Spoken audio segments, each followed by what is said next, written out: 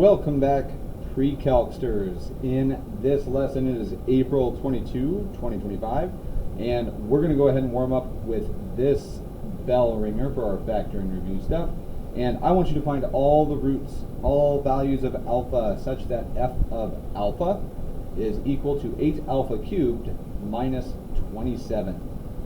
So we'll give you a minute. We'll see the detailed solution and do our homework check here in 3, 2, 1. This one you guys probably do not have like as locked in as the others. Let's check it. Let's run through the list. Is there a meaningful GCF? Ah, shucks. Is it a binomial? Okay. Do you know the square root of those numbers? Do you know the cube root of those numbers? Now you might say no, but let's think this out. What times itself thrice is 8? 2. So the cube root of 8 is 2, and I'm going to draw these down. 2. How about the cube root of alpha cubed? Alpha? Or A, I'm fine with that, Sean. 27, does it have a cube root? Sorry. 3. And then what's the sign between these?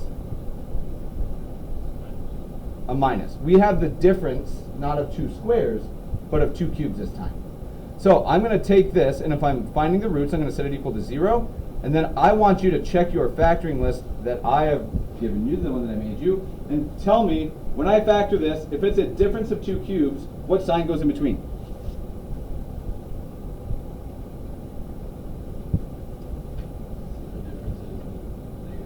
Yeah, it's just, so when we look at the sheet, it has a cubed minus b cubed, right? Where they're just things that I can take cubes of like we just did. If it's a minus here, it's a minus here. Now, I would not suggest writing this down like on yours here necessarily, but I do want to highlight this is A and this is B. Okay, so if we're following these rules, and we never proved this, I think you saw this in Algebra 2, I assume you did, but you might not remember it. What's the first term in that second factor? A squared. So if you take 2 alpha times 2 alpha, what do you get? 4.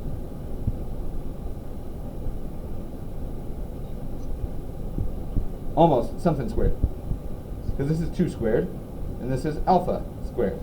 Okay, what's the next term? Is it plus or minus? Plus, because it just switches, and it does that thing fairly often in mathematics. If you take A and B in this example, and you multiply them, what do you get? So it's 4 alpha squared plus 6 alpha plus, I think it's b squared, right? And what is b squared in this situation? I am factoring.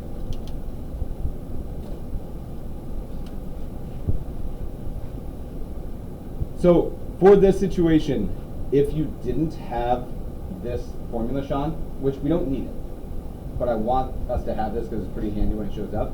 If you didn't have this formula that we're using right now from the factoring list, you could still do it with the PQ list or the rational zero theorem with all the synthetic division stuff. It's just going to take a lot longer. So I don't think we've seen this one this year. We might have used it once. I could be confused, but I think it's plus a 9. Okay, so are we done? Not quite. This one is linear, and I can't really factor anything else, this first factor. So I'm going to let that one ride with us. 2 alpha minus 3 is one of my factors.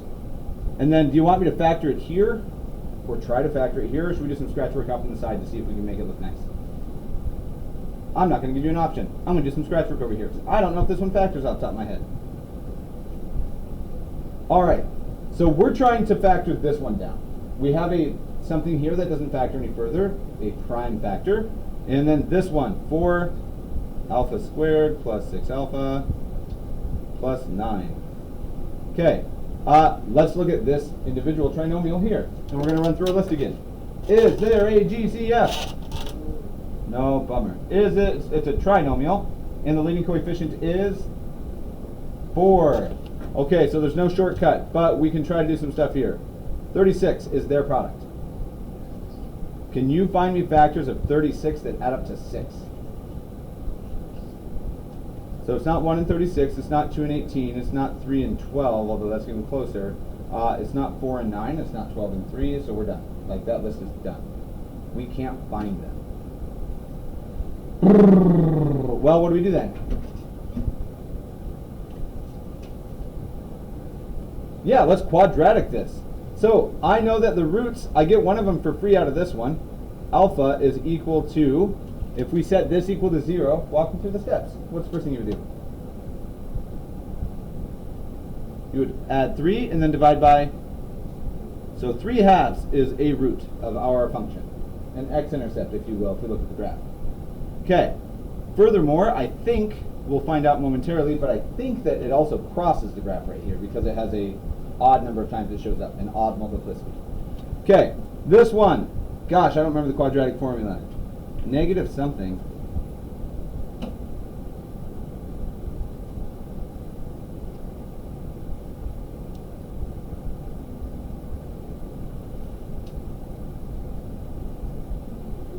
And remember, we're looking at this one, so what's b here? Good, so -6 plus or minus the square root of b squared is 36 minus 4 times a times, well, that's interesting. Or not, I don't know, it's interesting to me. All over 8, that's 2a. Any idea what I said was interesting about this part here? The stuff under the square root that we call the discriminant.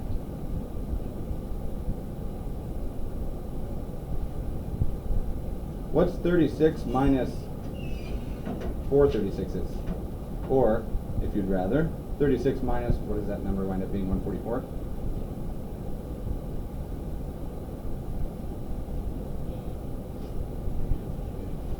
So we get -6 plus or minus the square root, and before I write 108, I'm going to think about it. 108, let's see, it's 2 times 54, which is 2 times 27, so we're at 4 times 27, right? And 27 is 9 times 3. That is way too much thinking just out loud to think about this. Here's what I just did. Because I see a square root, I'm going to try to break it down. I'm going to start with 4 instead. 4 times 27 is 108. Is that right? Okay. Ooh, I'll make it negative. Thank you. Great catch there, Felicia. Okay. Does 27 break down any further into a way that's convenient for us? 9 and 3. So when I rewrite this here in a second, I'm going to rewrite -108 a little bit differently, and I want you guys to tell me why this is the better choice. I'll keep the negative in there for now. I know it's going to be -1. That's my negative. Okay? Times, I think, instead of saying 4 times 9 times 3, can I just call this 36 times 3? Why would I do this?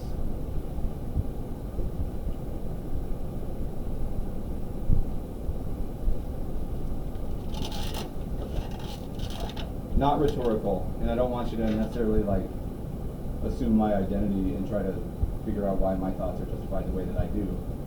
But I think this is the nicest way that we write that square root. Can we simplify the square root?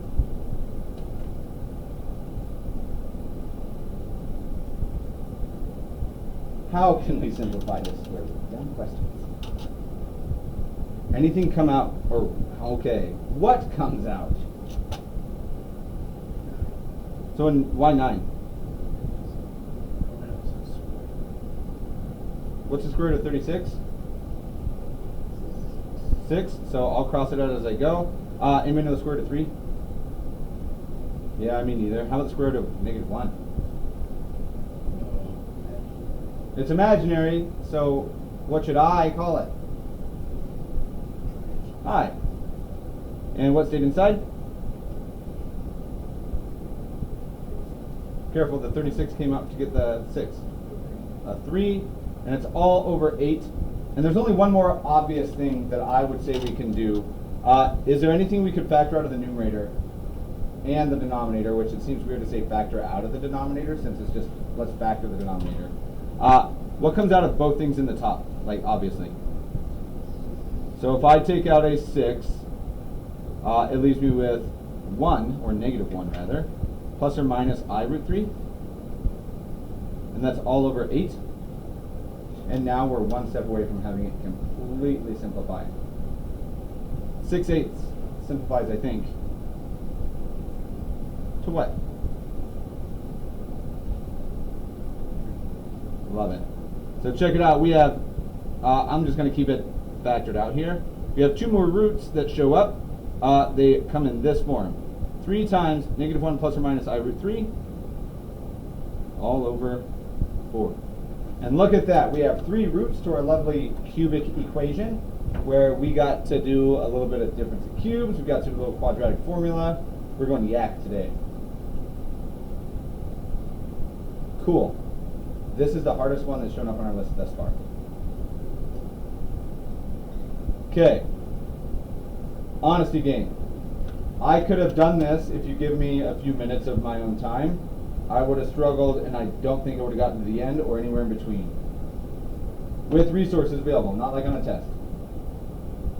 Okay, so maybe we should do a few more hard ones moving forward. That's not a threat, it's practice. Cool. All right, so we have all 3 roots. They're fantastic. How many times do we see across the x-axis if we were to graph it? Or rather, when I graph it here on Desmos here in a second.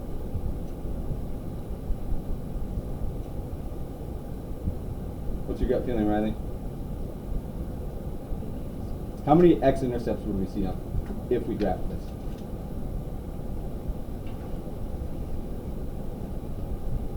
How many zeros did we find? We only found 2? Remember, 1 is plus this and 1 is minus this. So there's really 3. You may expect 3 of them, but where does I show up on your coordinate plane when you graph it? Does it? We're only going to see this cross once, which means I know that I don't know exactly what it looks like, but our graph has a 0 at 1.5, so I know it does something like this, and then I don't know where it happens, but it must do something like this.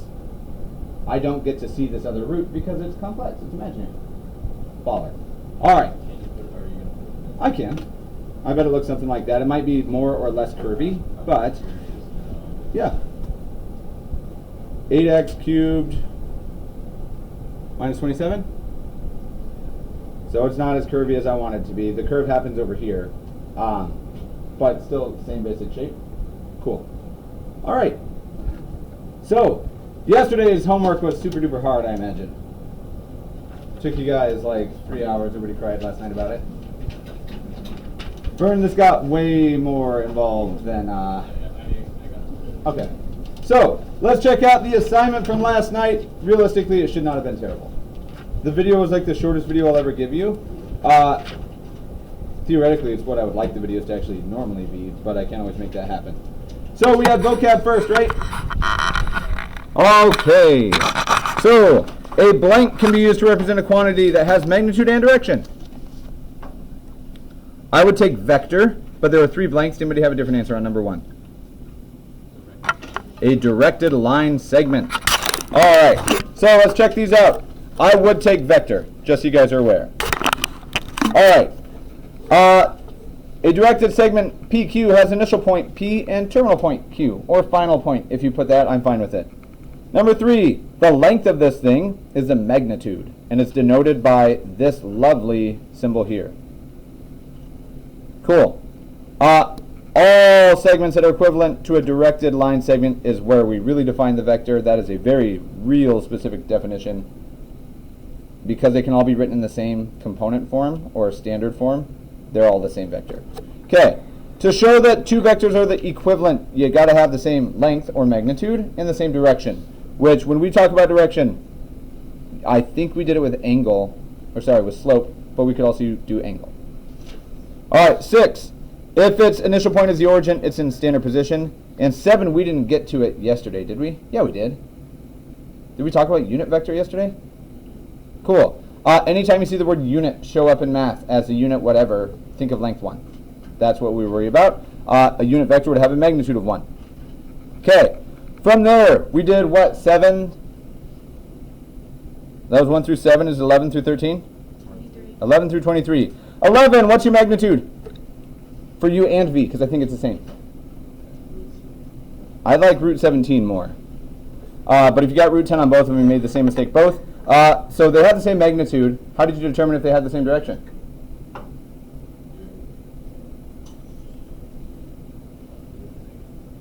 So that only tells me if it's the same sign. The other day in class when we did it, it was with slope. Oh, here it is. If you calculated the slope on these, they're both 1/4. Cool. slope, or the angle will work. Okay, 13. Component form of a vector. So, if, I'm sure I did it, I don't remember if it was in physics or not. When I made the Instagram brackets, do you know what I'm talking about? Okay, beautiful. Did you guys get 1, 3 as your vector in component form? And its magnitude is root 10? That's probably the one you were looking at a second ago. Okay, 15. What is your Instagram vector? 4, 6. And the magnitude? If you gave me root 52, I'll take it, but 52 is 4 times 13. It should be 2 root 13. But either way, I'll take it. Double check, don't count it wrong. Did you use this when you wrote the magnitude, the symbol? Are you using the double bars? Okay, cool. 17, that's a wonky one. We don't have to see the margin. What is that vector in component form? 0, 5. Love it. And the magnitude, super easy if it's a vertical line. 5. Baller. Okay, on 19, your vector should be 8, 6 with a magnitude of 10. And on 21, your vector should be -9, -12 with a magnitude of 15. That is a Pythagorean triple that I would never think of, because it's not even 3, 4, 5. Is that a new one? 9, 12, 15? No. 3.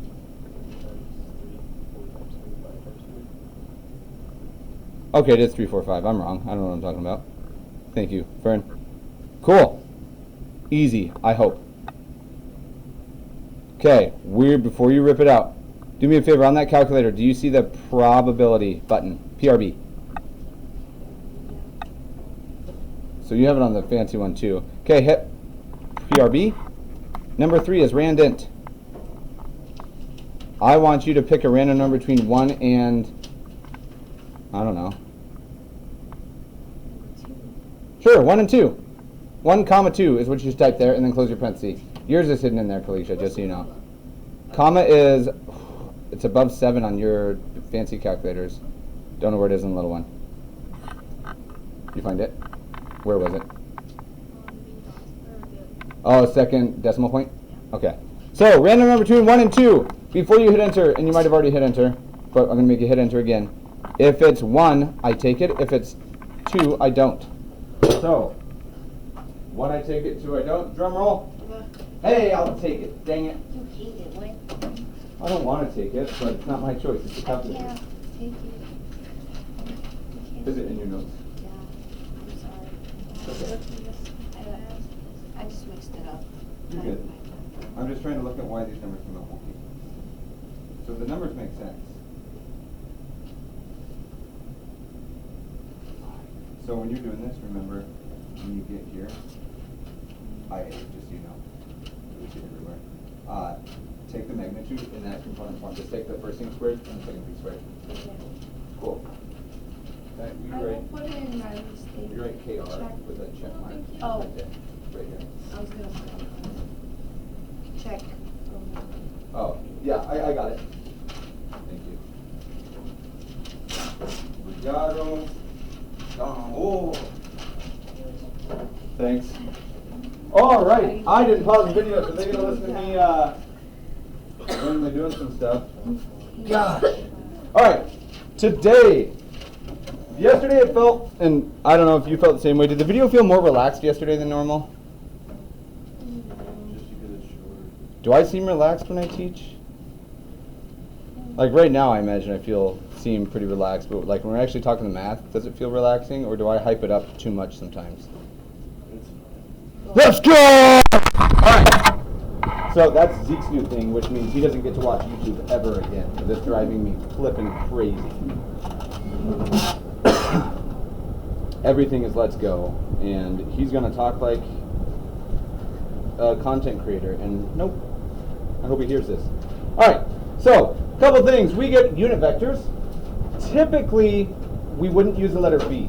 Any guess on what you might use for a unit vector most commonly? It's U, normally. Now, the letters don't really matter for what we choose, But we left off yesterday, and seemingly, as I glanced at the homework, it went pretty well.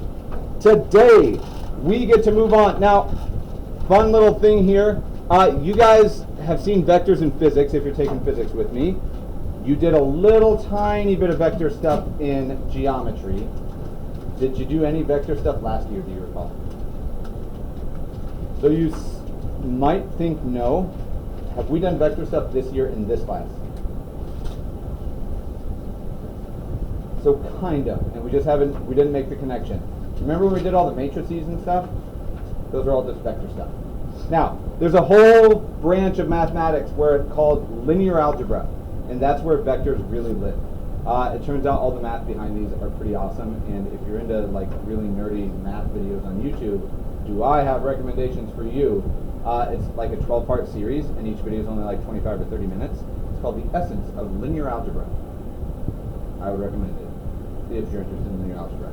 All right, anyway, we are going to be moving forward, and vectors, turns out they kind of act like regular numbers, and they have a lot of the same characteristics that we would expect to find from a group of numbers. So it's actually just vector instead of vectors today, and we're going to be looking at some vector operations. Okay, so if we were to start from the bottom, we have numbers, just saying numbers in general. And then we say, oh, we can add numbers, we can multiply them, we can do those things. We are developing essentially the same sort of system here with vectors, that its own whole field of mathematics where things work really nicely based on the axioms and the rules that we already use for regular math, but it just presents itself differently. Okay, vector operations. We get two really simple operations, and we're just going to hit them both in the same picture. The first operation, and these are not in a particular order, we get what is called scalar multiplication. Okay. Multiplication. Now, the word scalar has shown up for us in physics, but we don't hit it really hard because we're not doing vector stuff. If I said, hey, I have a vector and its length is 1, I want you to scale it to be 3 times as large. What should you multiply it by? Its length is 1, but I want it to be 3 times bigger. 3. We can literally just make the vector thrice as long by multiplying it or scaling it by 3. So, as we look at these, we're just going to go ahead and we'll do a little picture. This just makes magnitude, and I would suggest just write mag, bigger or smaller. That's all it does. Now, there might be one more little tidbit in here, but if you're scalar multiplying, you're just scaling it, making it bigger or smaller. Now, there's one more little piece that could happen in there. We're going to look at it. So, for this next one, I'm going to use really faint lines. You can use a straight edge if you want, but I just want to make sure that I can see a few lines here, roughly equally spaced. So, I'm going to do 4 horizontal lines like this, and we're going to use these lines to draw some vectors and look at scaling. Okay, would you guys agree they're not perfect, but they're all pretty close to the same size? Cool. All right. So check it out. If we let some number exist, and they don't have to be perfect so long as we have a scale. Let's start with some vector. And I don't care what it really does. Let's say it starts here, and I'll go back to full ink flow so it's actually dark. Let's say here on the very left, right there is vector v. Okay.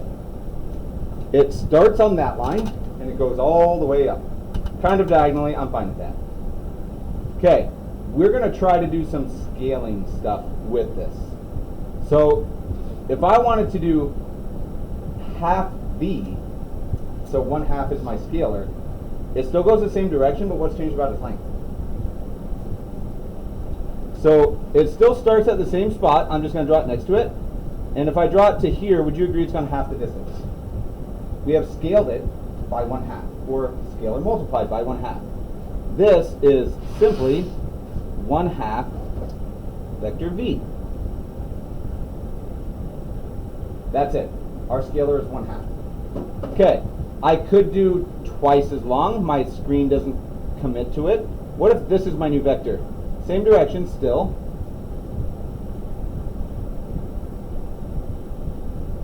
is this one really a scaled version of it?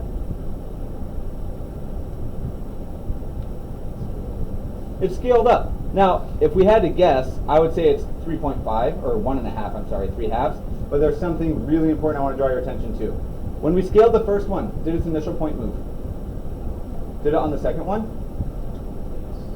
I think so, because it started here and ended here. However, okay, and I might have misspoke. If we assume, I drew it here because it just didn't have enough room. If we assume that these are all starting at the same point, which they're not really, but this is kind of like 3 halves B. And I want to highlight that I just didn't draw enough little lines. The starting point's wonky. It wouldn't be in reality, but it is in our picture. Okay, that's going to bug me. You don't have to change yours. But if I really wanted 3 halves B, it would go up to here.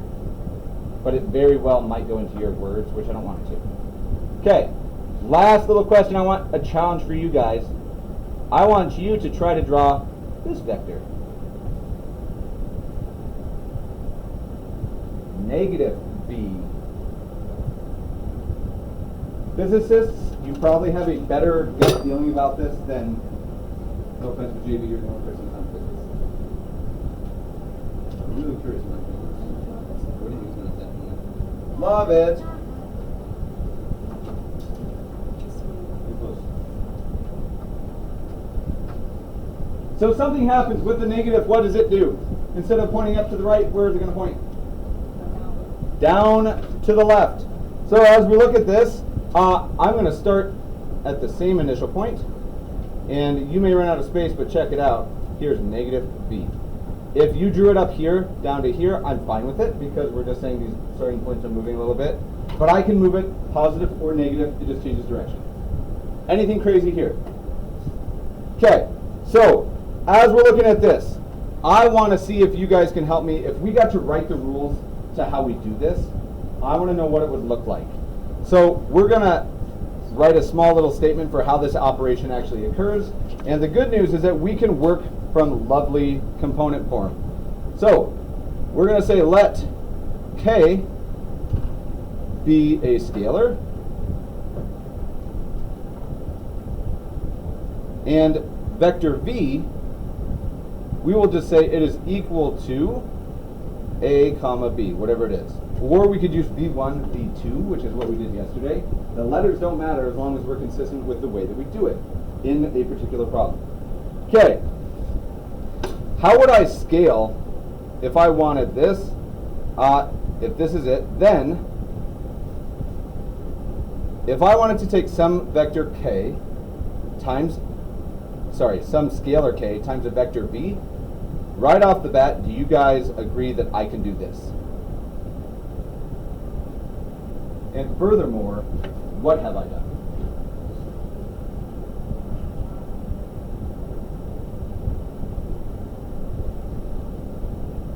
So maybe that's a weird question. KV is what the scalar looks like, and then I just replace V, right? If you got to choose the rules, like you're at the forefront of mathematics right now, making a new system or discovering it, how would you want this to work? Just your initial gut feeling.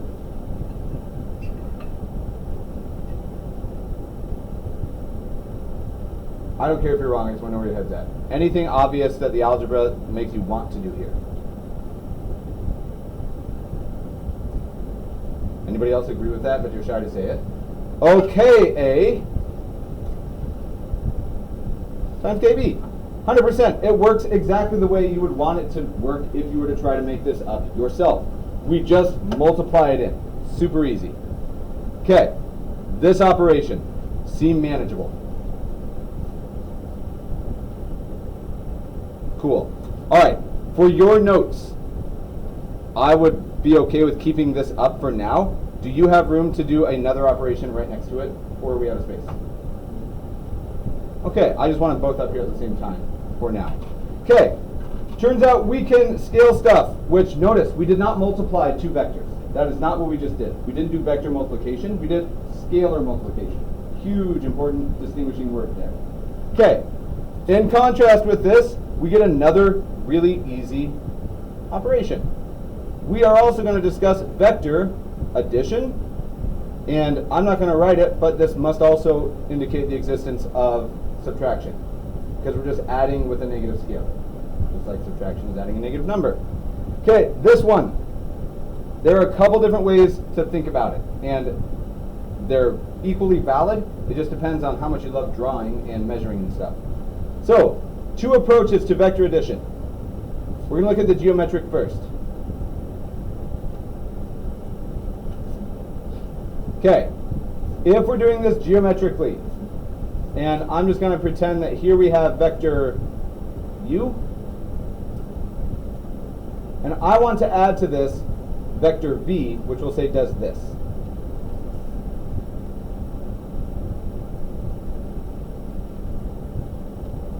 Okay.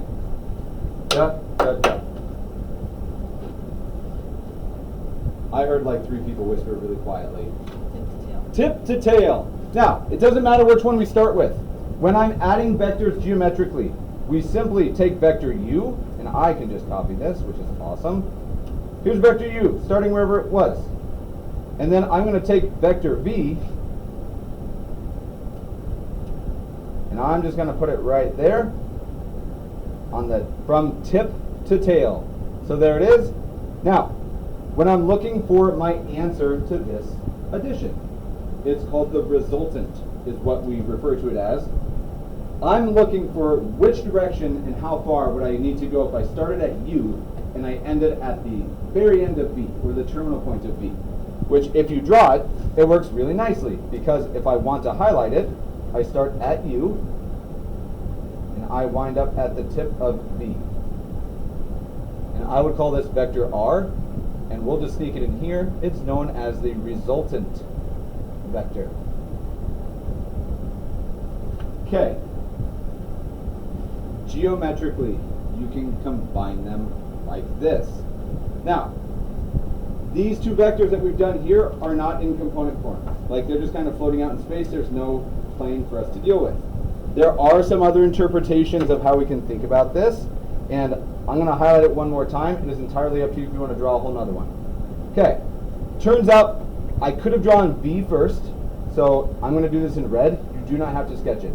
I could have drawn v first. Oh my gosh, eventually. I could have drawn v first like that, and then put u on it like that. But notice my resultant is at the same length, same direction. So it didn't matter if I did u plus v or v plus u, I get the same thing. The diagonal that we're after, the resultant that we're after can be drawn on either side of this parallelogram. Okay.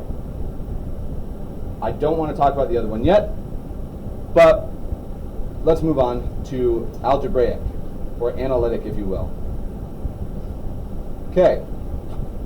Now, everything is always easier, and I mean everything for anything that we'll do if we have vectors in component form, which, think instant. I'm good with it. Okay. This one, we're going to do something similar that we did a second ago. I want you guys to help me write the rules for this. So let's get two vectors. We'll have vector u in component form, and I'm going to switch back so we don't have to use a, b, c, d, blah, blah, blah. I'm going to call this u1 for the x and u2 for the y, and end with my pointy bracket. And let's let vector v be equal to, I don't know, must be v1 and v2. Little bit of vector stuff, or a lot of it, I don't know. Okay, what I want you guys to do for me, and I'll have it up on the board here in a second, is I want you to write vector u plus vector v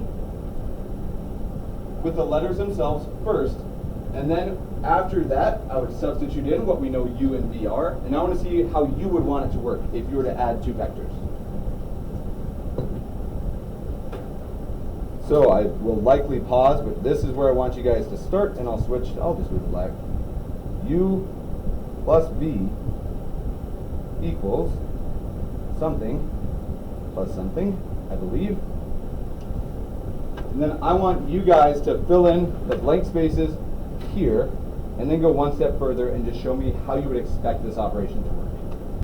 Okay, if you're struggling with this, anybody opposed to me saying vector u just becomes u1, u2. And vector v should become what then? v1, v2. And Huggins, you are at the driving wheel right now, the steering wheel. That was a weird choice. How would you want these to add?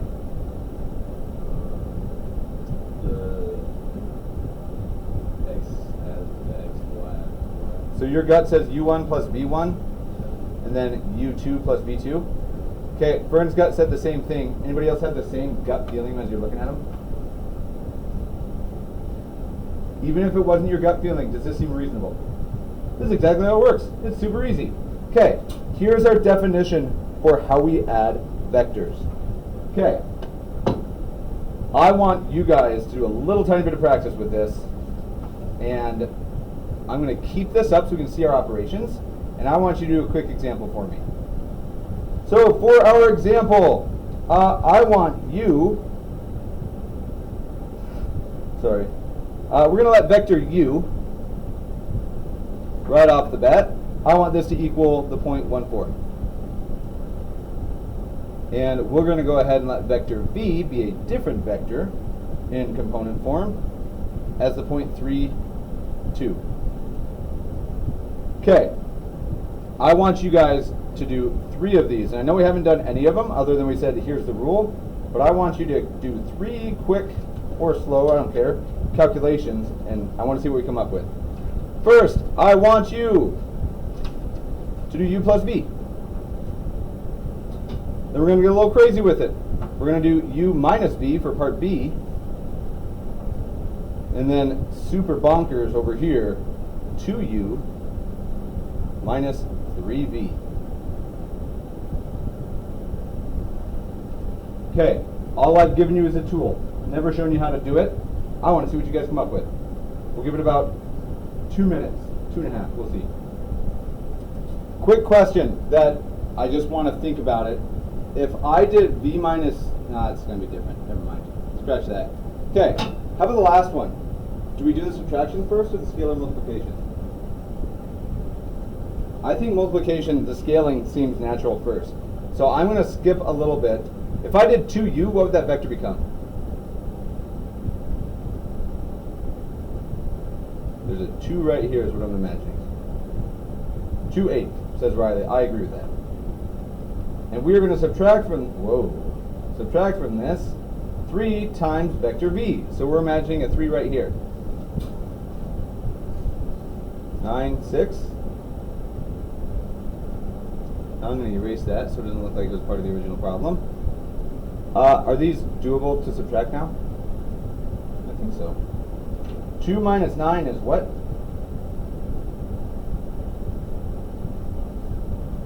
Try again. I like 7. I might have misheard. And 8 minus 6 is 2. And look at that, we have it. We have our vector addition. Okay. This one. I think I've had to change apart the way I presented this in the past. If we can all agree, ears and eyes open, I don't care if you write it down. Like, it doesn't bother me. Because this part, there's a lot of writing, but we don't need a lot of writing. So we just chat about something. Okay. We have a lot of properties that show up with real numbers. If I take a plus b, it's the same as b plus a, right? What is that called? Do you remember the name of that property? Not the identity. So it's not the reciprocal either, but we're getting closer.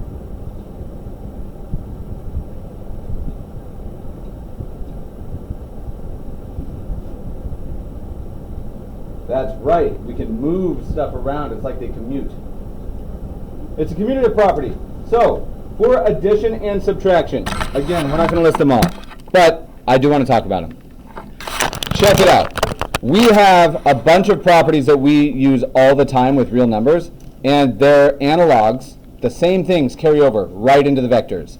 If I take u plus v, and I switch the order, I get the same answer. Okay, there's a commutative property. Number 3, and I know it's weird, but we're going to go number 3. If I take u, some vector, and I add the 0 vector to it, I get the vector u.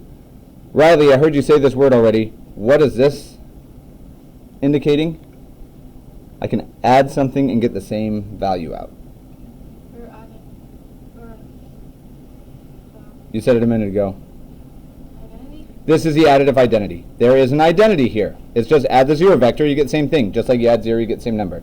Okay, this property is the commutative of scalar multiplication. If I do C times du, it's the same thing as if I did CD first and then multiplied it. Okay, the order doesn't matter when we're scaling. Okay, this one is which property? Distributive property. If you have a scalar multiplication, it distributes into a sum. Okay? This property is harder to see. If you take the magnitude of a scaled up vector, it's just the new magnitude that you want in the original vector. Which that one seems ugly, but if I have a vector that's 5 long here, it's 5 times the unit vector with the length of 1. Okay. This property, I can group stuff however I want. What is this property known as? Your group of friends is who you blank with. What'd you say? You say date? Hang out. Oh, hang out. I thought you said date. No. They also don't hang out. What did you say? They associate. This is the associative property. Change the order. It's cool. Do 2 things first. That's fine. Okay. This one. Opposite side of the inverse. Gosh dang it. Opposite side of the identity. The inverse. Cool. This one looks weird, but can we distribute on the right to us? Like, we can do the scalars and then distribute, or we can distribute a scalar into sum, same thing. Okay, and then this one is the identity. Again, just showing you that, hey, scaling by 1 just gives us the same thing, and multiplying by 0 as a scalar gives us the same thing. Okay, there are no surprises there. Everybody cool without writing these down? Okay, can somebody just tell me what this says?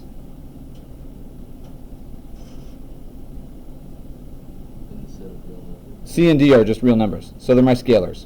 Baller. All right. Okay. We are going to kick forward, and we have a little tiny bit left. I am going to give you homework tonight, but it should be fairly short again, just so you're aware. Cool. Last little thing for today is the fact that we have the unit 1 being so convenient like all the time. Our last little section, and we're not going to quite finish 6.3 today, just so you guys know, but we're going to talk about unit vectors, because they're going to wind up being super convenient for several things that we do. Okay, right off the bat, if I say we have a unit vector, what's its magnitude? Good, that's 1. It has a length of 1 unit. So magnitude equals 1. It's not a real formal definition, but it's a definition. Okay, as we get through here, I want us to think about just a nice situation first, and then we're going to formalize it. Let's say that in red, this is our building intuition. If I had a vector of length 5, so this is vector V, and it has a length of 5. Okay, if I wanted to somehow change this vector to have a length of 1, what would you have to divide by or scale by? So make it 5 times shorter, or 1/5 as long. Everybody okay with that? So to get this to be a unit vector of length 1, a unit vector, we're going to say that this would be 5 over, or just b times 1/5, right? I'm going to write like that. 1/5 times b, where this guy, u, is a standard for unit vector. Is there anything crazy that's just happened? Give me a length 5, multiply it by 1/5, and now it has a length of 1. Like, that's not crazy, right? Let's show that this isn't crazy, which means the next thing that we're going to write, thank you, Sean, is also not crazy, and it just looks ugly. Okay, let's switch it up. Let's be a little bit more general. I want a vector v, and we're going to be a little bit wordy, to find the unit vector, which I'm going to indicate u here, to find the unit vector u from a vector v. And I'll talk more than we're going to write here.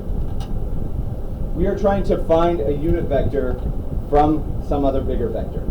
Now, we're not changing the direction, we're just changing the magnitude. That is it.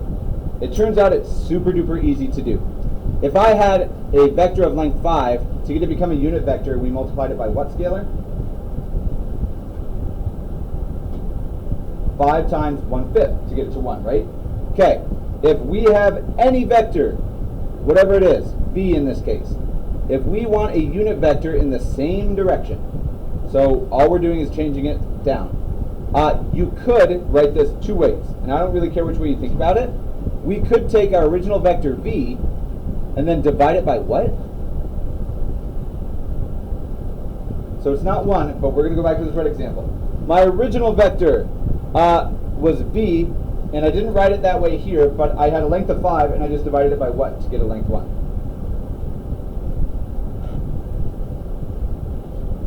We had 5 length, and we divided by 5, right? Now, I'm going to be more specific with language. I called this a length just now, which isn't wrong, but there's a better word. The magnitude. If I wanted to say, hey, it's just the vector divided by its magnitude, it's ugly the first time we see it, but this is it, isn't it? Like, and it looks so ugly when we see it here, but this is no different than saying, hey, take a vector of length 5 and then divide it by 5. We have a length 1. That's exactly what's happening. Alternatively, only another way to view it, maybe it's easier, if we think about, instead of division, because we don't really talk about that, let's think about this 1 over the magnitude as our scalar, and then we'll just multiply it by vector v. Same thing, but instead of thinking about division, because we never talked about scalar division, we're just thinking about multiplying by the reciprocal. Let's do one quick example. Find a unit vector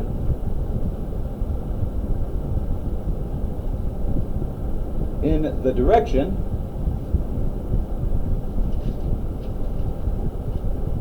of vector v that we're going to be given.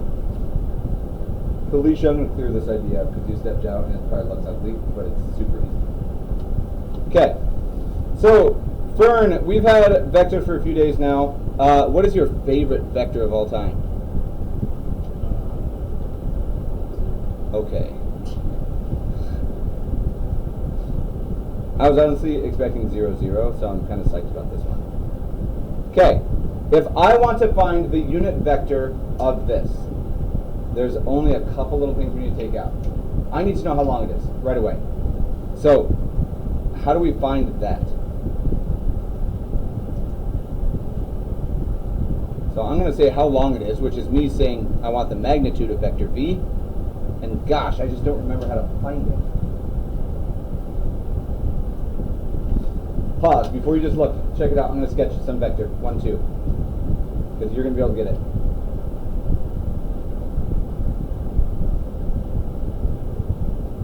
How do you find this length?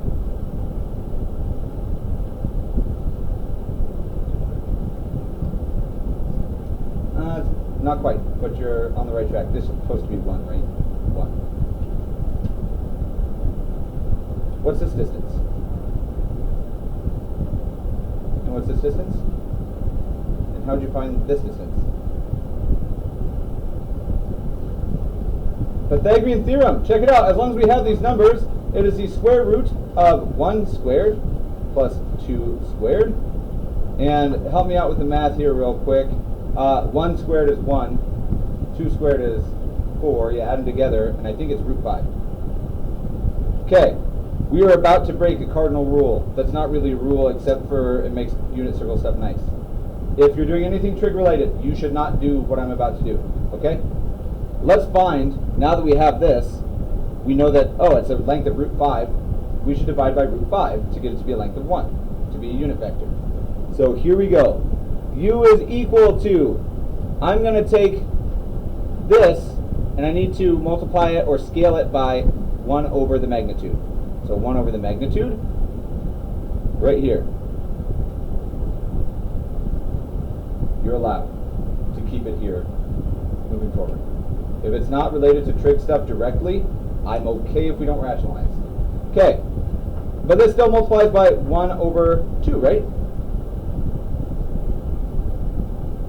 because this is 1/5 of vector v, or 1√5 of vector v in this situation. Okay, and now because we've seen scalar multiplication, what happens here?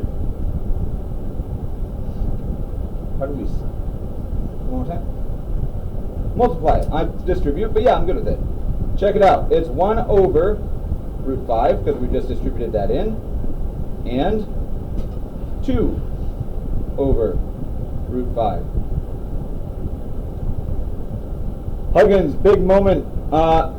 If it's not directly related to trig, I don't care if you rationalize your denominator. I'm cool with keeping 1 over √5. It's much nicer than √5 over 5. Is this crazy hard? I hope not. If it is, please come see me. We'll get it cleaned up. Homework tonight. You do get a little bit of time. I'm just going to do it over here. Okay, remember the deal. How long outside of class? That's not true, Huggins. 40 minutes. That sounds better. Okay, so check it out. Jeez, look at all we've done this year. Okay, today, 422. I'll add the other stuff here in a second. Your homework is going to be 6.3.2, which you will find waiting on page 427. I'll try to zoom in here. I want you guys to do problems 25 through 33 odd, 39, 41. Okay, I have a note here. I don't remember because it's an old note. I'm going to claim that you do not need to have a sketch on number 33. Cool. All right, sorry I didn't really leave you time to start. The factoring problem was harder than I was anticipating. Cool.